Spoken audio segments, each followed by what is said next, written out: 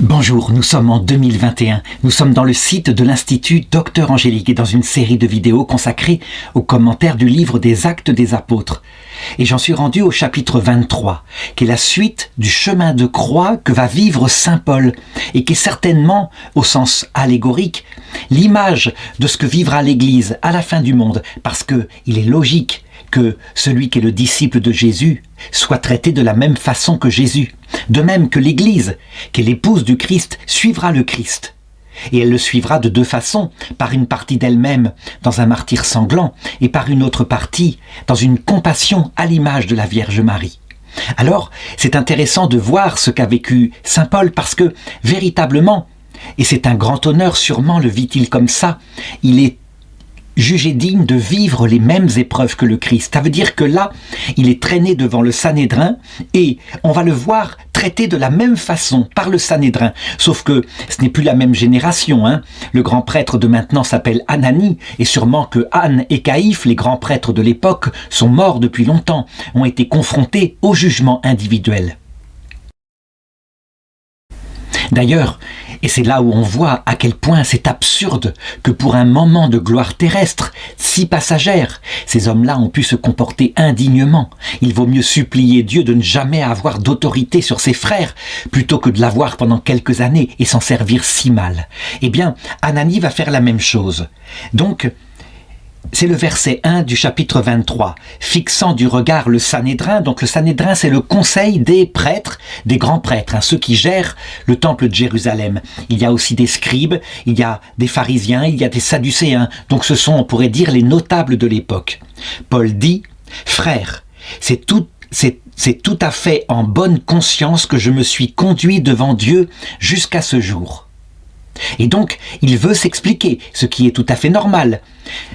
Si le gouverneur romain l'a livré ainsi à ce qu'il passe devant le Sanhédrin, c'est parce qu'il veut se faire une idée de ce pourquoi on l'accuse. On voit d'ailleurs qu'il agit finalement selon le droit romain, exactement comme a tenté de le faire Pilate 30 ans avant. Mais le grand prêtre Ananie ordonna à ses assistants de le frapper sur la bouche. Donc, il se passe exactement la même chose que ce qu'a vécu Jésus. C'est en Jean chapitre 18, verset 22. À ces mots, l'un des gardes qui se tenait là donna une gifle à Jésus en disant « C'est ainsi que tu réponds au grand prêtre ». Paul va réagir tout à fait différemment de Jésus et là je voudrais mettre en parallèle les deux actions. D'abord, il faut se souvenir, Jésus avait dit à un moment donné « Si quelqu'un te frappe sur la joue droite, tends-lui aussi l'autre joue ». Il faut bien savoir que ceci indiquait qu'il ne faut garder aucune rancœur, qu'il faut prier pour les ennemis, y compris ceux qui se comportent comme ça. Jésus, lui, quand il a été frappé sur la joue, il a répondu ceci.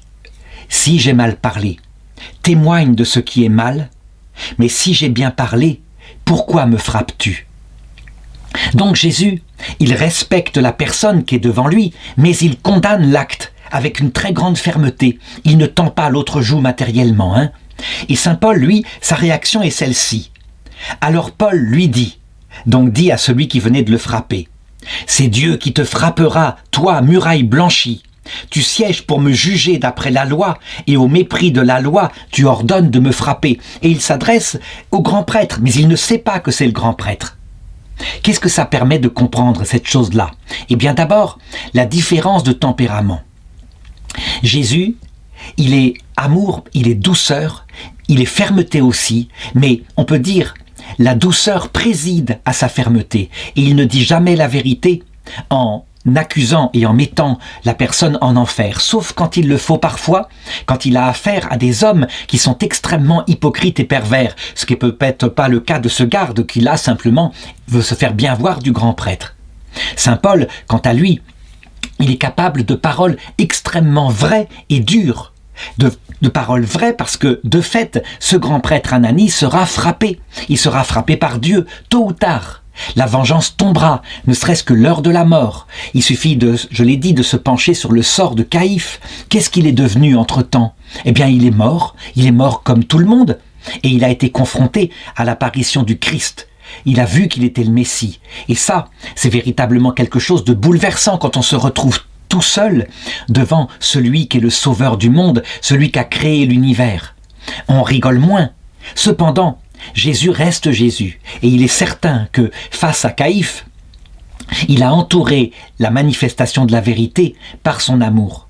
La meilleure vengeance de Jésus, c'est une vengeance d'amour. Saint Paul est capable de dire des choses extrêmement dures ici, à celui qui se comporte mal, et finalement, ça vise bien, comme Jésus, parfois, a parlé de la même façon à ceux qui organisaient, la perdition d'Israël, on peut pratiquement le dire, donc les scribes et les pharisiens hypocrites. Ça veut dire deux choses. Premièrement, le comportement matériel de Jésus, il n'est pas toujours à imiter. Ça veut dire que selon les circonstances et selon les personnes devant qui on est, il faut utiliser plus ou moins de douceur, plus ou moins de fermeté. Parfois, devant un homme comme ça, qui se comporte mal, hypocrite, il peut y avoir une sainte colère qui est voulue. Est-ce que saint Paul ici n'a pas, dépassé, c'est-à-dire qu'il n'a pas été entraîné par son tempérament de base? Peut-être. Donc ça veut dire, deuxièmement, que les saints ne sont pas absolument parfaits, que leur comportement, certes, est image d'un comportement qu'aurait pu utiliser Jésus dans certaines circonstances, mais il faut toujours regarder le maître pour bien comprendre le disciple. Saint Paul, d'ailleurs, il n'aurait pas eu ce tempérament de force, il n'aurait pas été choisi par Jésus. Il a été choisi pour être l'apôtre des nations parce qu'il est intelligent, mais parce que c'est un battant, un homme extrêmement, extrêmement capable d'action. Et donc, il s'est dévoué jusqu'à la fin de sa vie, il ne s'est jamais découragé jusqu'à l'heure de sa mort.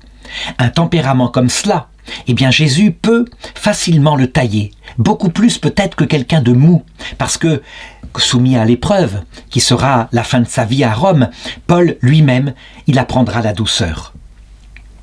Alors, le verset continue, les assistants dirent à Paul, « C'est le grand prêtre que tu insultes. » Alors aussitôt Paul répondit, « Je ne savais pas, frère, que ce fût le grand prêtre, car il est écrit, tu ne maudiras pas le chef de ton peuple. » Oui, il a maudit le grand prêtre, sans savoir que c'était lui, en lui disant « Muraille blanchie, Dieu te frappera ».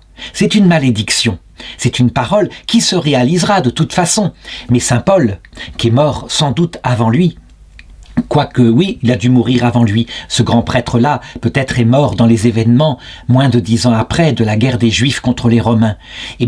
Saint Paul, en tout cas, il a dû l'accueillir à l'heure de sa mort et vraiment l'aider à demander pardon et peut-être à se sauver, sauf si cet homme-là était en état de blasphème contre l'Esprit Saint. Alors, dans toute cette geste, on le voit, Paul n'a pas la même sensibilité, la sensibilité exquise de Jésus, la douceur du cœur. Jésus, il est là, il se tait, il sait ce qu'il y a dans les âmes, mais il souffre énormément de la façon dont on le traite. Saint Paul, lui, il garde toute sa tête et il est capable, avec toute l'intelligence pratique qui est la sienne, de retourner les situations. On l'a vu, il l'a fait quand il a déclaré qu'il était citoyen romain. Il aurait pu être exécuté et lapidé par les Juifs, et comme ça, il est mis en tribunal, il peut témoigner. Donc, qu'est-ce qu'il fait ici? Puisqu'on l'empêche de parler, on l'empêche de justifier le chemin qu'il a pris, alors il se sert de son intelligence. Voilà ce que dit le verset 6. Paul savait qu'il y avait d'un côté le parti des Sadducéens et de l'autre celui des pharisiens. Il s'écria donc dans le Sanhédrin, « Frères, je suis moi pharisien, fils de pharisien, c'est pour notre espérance, la résurrection des morts, que je suis mis en jugement. » À peine eut-il dit ça qu'un conflit se produisit entre pharisiens et sadducéens et l'assemblée se divisa. Il faut savoir en effet que les sadducéens disent qu'il n'y a ni résurrection, ni ange, ni esprit qui survit à la mort, tandis que les pharisiens professent l'inverse. Il se fit donc une grande clameur, quelques scribes du parti des pharisiens se levèrent et protestèrent énergiquement « Nous ne trouvons rien de mal en cet homme, et si un esprit lui avait parlé, ou un ange ?» Là, c'est quelque chose de très intéressant. Il suscite entre eux la division. Et là, pour le coup, même si Jésus a parlé très très durement aux pharisiens, il a 8 malédictions sur les scribes et pharisiens hypocrites. Il n'empêche, il a toujours défendu leur théologie. Ça, c'est important à comprendre. Ça veut dire que dans la Bible actuelle des protestants, il n'y a pas les livres écrits en grec. Tout simplement parce que, après la guerre des Juifs contre les Romains, En Israël, le parti qui a triomphé était plutôt celui du parti des Sadducéens. En effet, il fallait que le peuple survive à la déportation, à l'exil, au massacre et à la perte d'1,1 million morts suite au siège de Jérusalem. Et donc, on a regroupé l'identité juive autour des livres de Moïse écrits en hébreu. Les livres écrits en grec, eh bien, ils ont été considérés comme étant dangereux parce que risquant d'édulcorer l'identité juive. Donc c'est pour des raisons nationalistes. Mais pour les raisons théologiques, c'est clair, Jésus est pharisien. De la sensibilité pharisienne, ça veut dire qu'il confirme la survie de l'âme après la mort. Et comme le dit par exemple le 2e livre des Maccabées, chapitre 12 je crois, eh bien il confirme non seulement le paradis, l'enfer, mais aussi le purgatoire, la possibilité d'être purifié de ses péchés dans l'autre monde. C'est là que le purgatoire et les indulgences sont établis dans l'Ancien Testament. Donc, on peut le dire, en supprimant de la Bible les livres écrits en grec, en suivant comme cela, eh bien, la décision du Sanhédrin juif, on peut le dire, véritablement, les protestants se coupent d'une partie de la perfection, du perfectionnement de l'Ancien Testament sous l'influence des Grecs. L'Ancien Testament, c'est un livre d'influence. On y voit l'influence des Babyloniens dans le livre de la Genèse. On y voit l'influence des Égyptiens un peu plus tard. Dans le livre de l'Exode, par exemple, même si c'est par opposition. On y voit l'influence des Grecs dans tous les livres écrits en grec. Vraiment, en supprimant une partie de l'Ancien Testament, évidemment, on se coupe d'un perfectionnement que Dieu avait voulu, une préparation jusqu'à la venue en personne de Dieu sur la terre. Donc saint Paul, en ce qui le concerne, véritablement, il se sert de ça, il s'amuse de ce conflit. Il sait que c'est un conflit irréconciliable en Israël, même si le parti des Sadducéens, je l'ai dit, finira par gagner. Et ces gens se détestent tellement d'un point de vue théologique, ils se détestent profondément, ils parlent durement que tout d'un coup une partie de l'Assemblée prend parti pour saint Paul. Et l'avantage de cela, c'est que, évidemment, le gouverneur romain qui assiste à la scène comprend que c'est une affaire de loi interne, que c'est un conflit théologique qui les oppose, rien de plus. Donc, le verset 10 continue, la dispute devenait de plus en plus vive, et le tribun militaire, craignant qu'il ne misse Paul en pièces, fit descendre la troupe pour l'enlever du milieu d'eux et le ramener à la forteresse. Et la nuit suivante, le Seigneur vint trouver Paul et lui dit « Courage, de même que tu as rendu témoignage de moi à Jérusalem, aussi faut-il encore que tu témoignes à Rome. » Cette phrase-là est très importante à comprendre. Saint Paul, lui, il a suivi les intuitions pratiques qu'il avait. Mais, je l'ai dit, on le voit dans les chapitres précédents, il était absolument convaincu qu'il mourrait martyr à Jérusalem. D'ailleurs, il a été lapidé, il a failli l'être, il a été sauvé véritablement de justesse. Eh bien, les intuitions qu'a pris Paul, qui peu à peu l'ont amené à être protégé par les autorités romaines, le Seigneur manifeste ici qu'il les a provoqués. Ça veut dire que c'est le Seigneur qui a inspiré le comportement de Paul. Ça, c'est quelque chose d'important. Quand on est persécuté, parfois, quoi qu'on fasse, ça aboutit, je dirais, au terme et à la réussite de la persécution. Et parfois, au contraire, les éléments se mettent en place pour échapper à la persécution. On ne peut pas tout prévoir dans une persécution. On a affaire en face à des gens rusés qui, évidemment, font feu de tout bois pour essayer de détruire la réputation ou même la vie de quelqu'un. Eh bien, c'est le Seigneur qui préside à tout cela. Vraiment. Le Seigneur veut se servir de Paul pour qu'il aille jusqu'à Rome rendre témoignage. Sans doute que l'épître aux Romains n'est pas encore écrite et que Paul y mettra des choses essentielles de sa réflexion théologique vers la fin de sa vie. Autre chose importante, pour nous, catholiques romains, donc ayant la liturgie initialement en latin, puis ensuite, depuis le Concile Vatican II, en langue vernaculaire. On peut dire que Dieu prévoit aussi la fondation de cette Église, qui ne sera pas pendant le premier millénaire l'Église en pointe en ce qui concerne la définition de la foi. Non, ce sera l'Église grecque, l'Église de l'Orient, là où est Paul actuellement, qui fera les 7 premiers conciles œcuméniques. Mais au 7e concile œcuménique, il y aura un basculement de l'autorité vers Rome.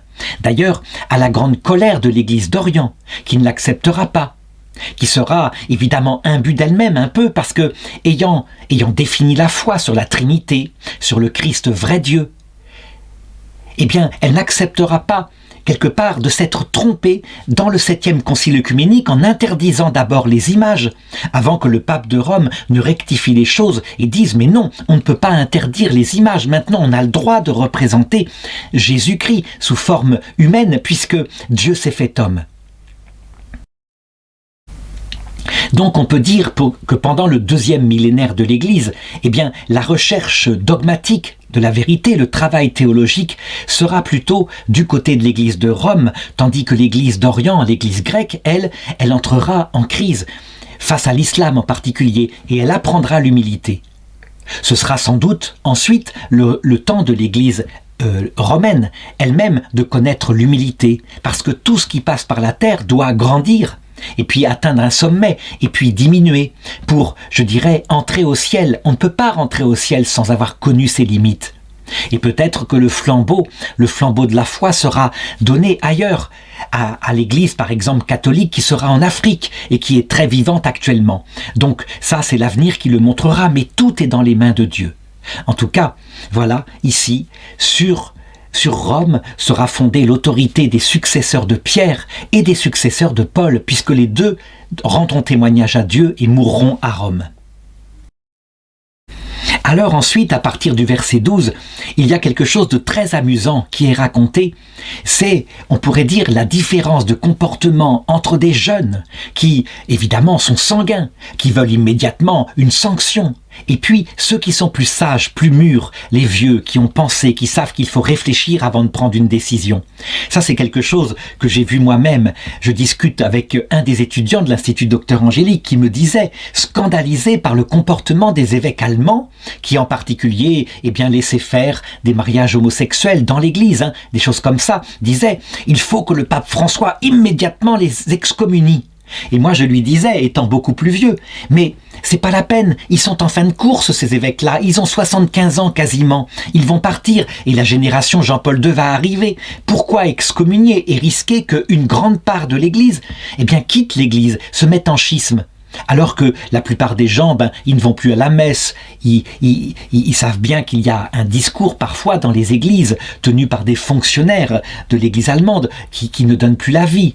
Et évidemment, il ne faut pas manger de ce pain-là. On pourrait dire, même si dans les messes, il y a véritablement Jésus qui est consacré, c'est véritablement des messes valides.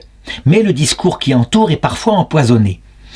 Et donc, on voit la différence entre quelqu'un qui a 20 ans et qui véritablement veut agir comme là, mais qui du coup ne pense pas aux conséquences que ça peut avoir à long terme, et puis quelqu'un qui peut-être est un peu plus âgé et sait que le temps travaille, que l'évangile reviendra, que ça dépend du Saint-Esprit. Donc voilà ce que décident des jeunes. Lorsqu'il se fit jour, les Juifs tinrent un conciliabule. Les Juifs, alors ici, ce sont probablement pas des autorités du Sanhédrin, faut pas imaginer que le grand prêtre Anani a fait ce vœu, mais ce sont des Juifs, sans doute, à l'image de saint Paul quand il était jeune. Ça veut dire des Sadducéens ou des pharisiens zélés qui veulent détruire cette voie du faux Messie, selon eux, qui est Jésus-Christ.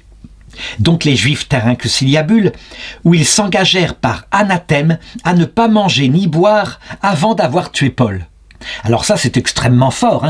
Ne pas manger, il pourrait tenir quelques mois, mais ne pas boire, il faut qu'il tue Paul dans les 3 jours.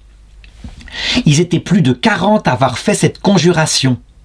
Ils allèrent trouver les grands prêtres et les anciens et leur dire « Nous nous sommes engagés par anathème, ça veut dire que Dieu nous tue, que nous mourions. Ça va jusque-là, et ils devront tenir leur vœu, donc mourir de soif, à ne rien prendre avant d'avoir tué Paul. Mais donc, vous maintenant, d'accord avec le Sanhédrin, expliquez au tribun qu'il doit vous l'amener sous prétexte d'examiner plus à fond son affaire. De notre côté, nous sommes prêts à le tuer avant qu'il n'arrive. Donc ils veulent tendre une embuscade. Cependant, et c'est là qu'on voit comme Dieu fait ce qu'il veut, Saint Paul, il a une sœur, et sa sœur, elle a un fils. Et ce fils, il doit être du même âge que ces jeunes-là. Et donc, il circule, il va dans la ville. Un peu comme Jean, quand il était jeune, circulait et arrivait à rentrer auprès du procès de Jésus. Donc le fils de la sœur de Paul, ce qui veut dire le neveu de Paul, eut connaissance du guet-apens. Il se rendit à la forteresse, entra et prévint Paul.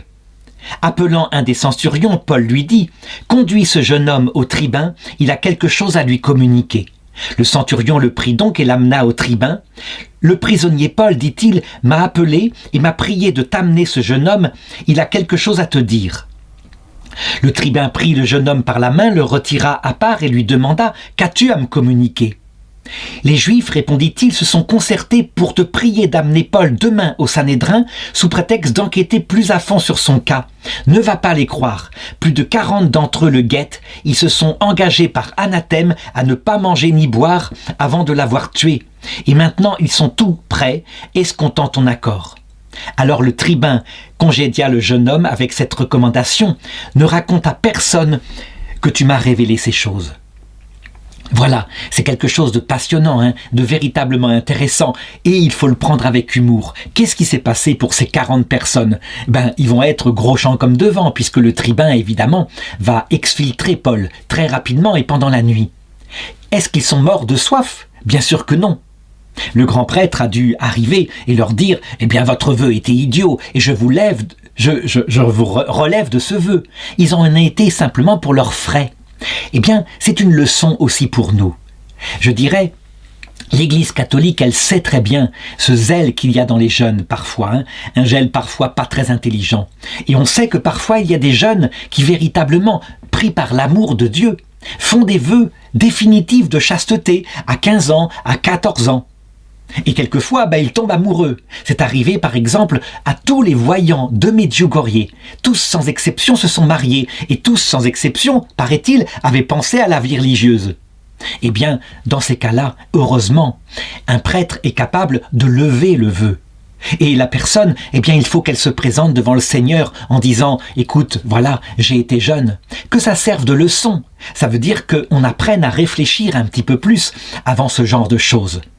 Dieu, certainement, il doit s'amuser quand nous arrivons de l'autre côté avec toutes nos bêtises qui sont mises à plat devant tout le monde, devant la vérité. Mais nous n'en avons plus honte lorsque nous sommes repentants, puisque tout cela, nous voyons que tous les êtres humains, sauf peut-être la Vierge Marie, et sauf Jésus bien sûr, tous les êtres humains ont été jeunes et ont eu ce genre de travers.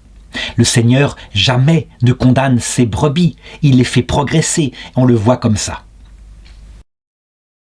Alors, je voudrais montrer à partir du verset 23 comment, la providence de Dieu va s'établir de telle façon que Paul ne meure pas maintenant, martyr, mais qu'il puisse aller jusqu'à Rome.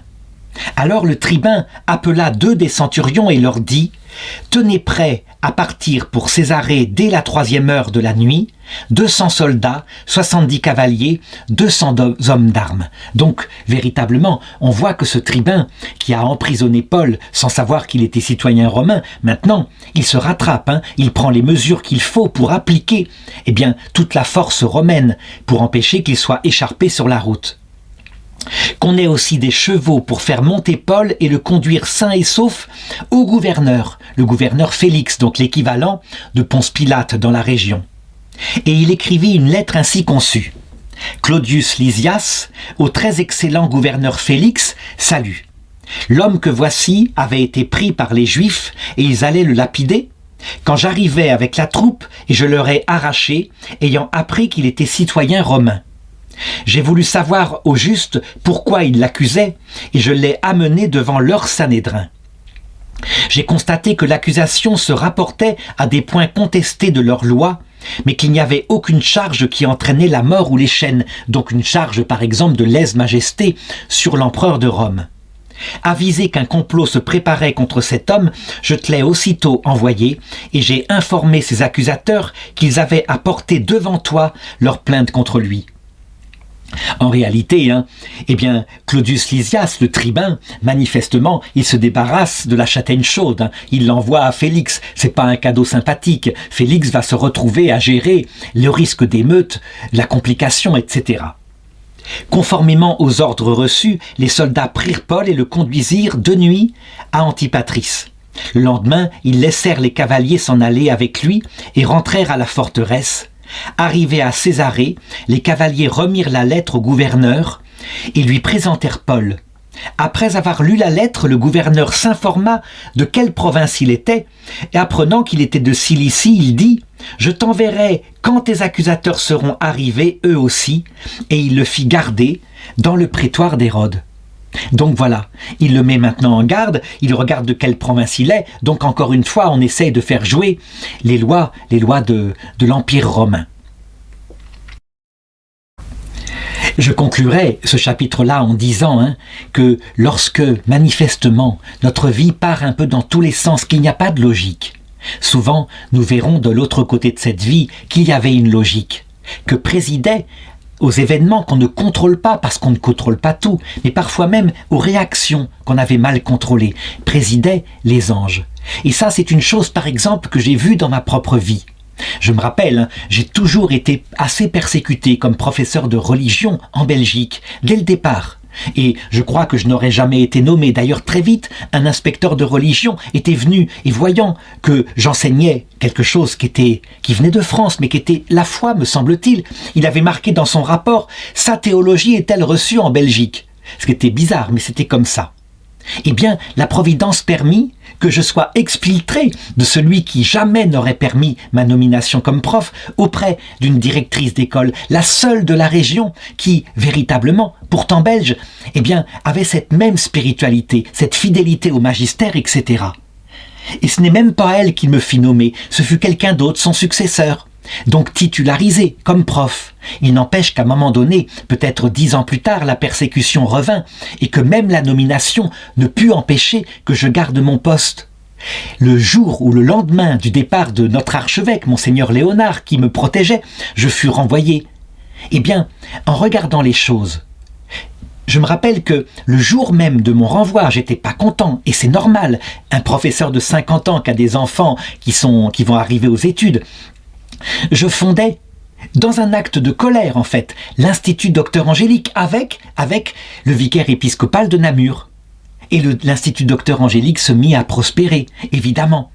Et donc, ça indique bien que quelquefois les voies de Dieu sont tortueuses et on ne pourrait pas soupçonner ce qui en sortira. De fait, si j'avais gardé mon poste de professeur dans un lycée de province belge, eh bien j'aurais eu 300 élèves par an, et ceci jusqu'à la fin de ma carrière. Et maintenant, on voit que c'est différent. Eh bien, pour saint Paul, c'est analogue. S'il avait été simplement exécuté dans la lapidation à son arrivée à Jérusalem, au bout de quelques jours, eh bien, on n'aurait peut-être pas l'épître aux Romains qui nous indique comment il faut regarder le destin profond du peuple hébreu. Ce peuple hébreu que Dieu veut se garder pour être un grand signe pour la fin du monde. Donc on le voit. La réflexion de Paul, sa mise en prison, le fait qu'il peut réfléchir, qu'il se prépare à la vie éternelle, tout est utile pour sa vie. De même, à la toute fin de sa vie, lorsqu'il est mis en prison, mais que cette fois personne ne vient l'en délivrer, aucun ange n'ouvre les portes, eh bien, il passe certainement par des nuits de l'esprit qui prépare son cœur qui est encore vif, lui qui doit avoir à peu près, à cette époque-là, autour de 50 ans. Un cœur capable de traiter de muraille blanchie le grand prêtre d'Israël. Il faudra qu'il devienne doux et humble de cœur, sans perdre évidemment sa personnalité, mais pour rentrer dans la gloire, il faut que tout devienne en lui. Eh bien, comme je l'ai indiqué, un cœur brisé, un esprit humilié, mais du coup un esprit qui n'aspire qu'à une chose, voir Dieu face à face et obtenir le salut de son prochain.